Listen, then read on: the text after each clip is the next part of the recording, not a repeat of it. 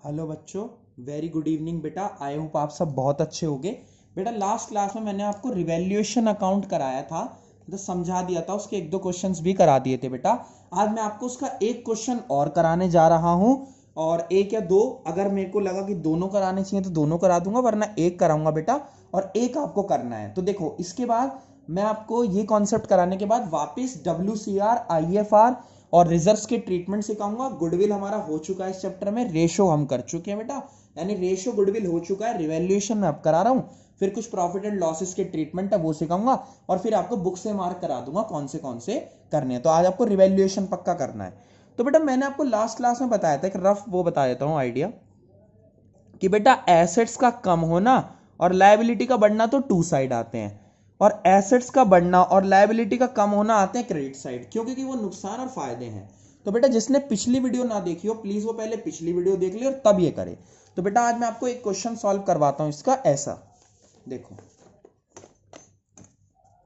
इसके लिए हमें पहले रिवैल्यूएशन अकाउंट का फॉर्मेट बनाना आना चाहिए। क्या फॉर्मेट है बेटा? ऐसा होता है रिवैल्यूएशन अकाउंट, ठीक है। रिवैल्यूएशन अकाउंट में फॉर्मेट बनेगा ऐसा, ठीक है। पेंसिल से बनाना आप लोग, मेरे पास पेंसिल अभी है नहीं तो इसलिए, और बुक से मैं आपको नेक्स्ट क्लास में मार्क करवाऊंगा। मेरा फोकस बेटा कॉन्सेप्ट पे है। बुक के क्वेश्चंस आसानी से हो जाते हैं अगर हमारे कॉन्सेप्ट स्ट्रांग होते हैं, तो नहीं होते हैं तो नहीं होता है बेटा। देखो, तो अब यहां पर क्या लिखोगे आप? पर्टिकुलर्स,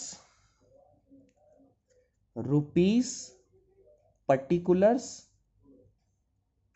और रुपीस, ठीक है बेटा। अब सुनो करना कैसे है। देखो क्या कह रहा है, कह रहा है बुक वैल्यू, पहले वैल्यू बिल्डिंग, पहले वैल्यू 40,000 थी, अब कितनी है बेटा? 80,000, यानी एसेट की वैल्यू बढ़ी है। तो बेटा जब एसेट की वैल्यू बढ़ती है तो आपको पता है ये डेबिट साइड है, ये क्रेडिट साइड। जब एसेट की वैल्यू बढ़ती है तो कहां आती है बेटा? By side. तो बाय बिल्डिंग अकाउंट क्या है बेटा? By building. कितने से कितनी हुई है? मैं इस क्वेश्चन को ऐसे लगा देता हूं, देखो, ठीक है। देखो बेटा 40,000 से 80,000 हुई है, यानी 40,000 का डिफरेंस है, तो कितना आएगा बाय साइड में? 40,000, क्योंकि एसेट बड़ी है। नंबर 2, फर्नीचर 60 से 70 हुआ है, फर्नीचर की वैल्यू भी बड़ी है ना बेटा, तो क्या आएगा? बाय फर्नीचर, ठीक है। कितना बेटा? 10,000 रुपए। कम हुई है बड़ी है? बड़ी है 10,000, क्योंकि 60 से 70 हुआ है, ठीक है बेटा। एसेट्स का बढ़ना बाय साइड, लायबिलिटी का कम होना भी बाय साइड, और बाकी अपोजिट डेबिट साइड। कह रहा है क्रेडिटर्स 1,10,000 के थे, अब 90 के रह गए। क्रेडिटर क्या होते हैं बेटा? क्रेडिटर होते हैं आपकी लायबिलिटी। क्या होते हैं बेटा? लायबिलिटी होते हैं क्रेडिटर। तो क्रेडिटर कम हुए हैं, इसका मतलब फायदा है ना बेटा, तो बाय साइड में आएगा क्रेडिटर्स, क्योंकि क्रेडिटर्स क्या है? फायदे की तरह है, मतलब कम हुए हैं। तो 20,000 के कम हुए हैं, क्यों? क्योंकि 10 से 90 हो गए थे, तो इसलिए 20,000 के कम हो गए। तो बेटा कहां आएंगे? बाय साइड आएंगे, ठीक है। नेक्स्ट, आउटस्टैंडिंग लायबिलिटी 30 से 40 हो गई, यानी आउटस्टैंडिंग लायबिलिटी क्या होती है बेटा? लायबिलिटी होती है, बढ़ गई है।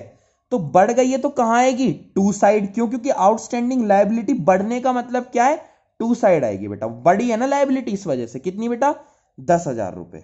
आई होप आपको ये वाली बात समझ आई होगी। नेक्स्ट, बिल रिसीवेबल 20 से 30 हो गए। बिल रिसीवेबल क्या होते हैं बेटा? बिल रिसीवेबल होते हैं एसेट।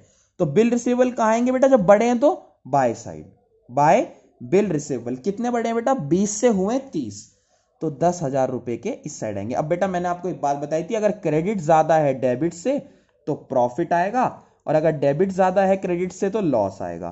तो अब इसमें देख लो, हमें क्रेडिट साइड ज्यादा है, तो बेटा क्रेडिट साइड का टोटल करो, 40 50, 50 और 10 20 70 80।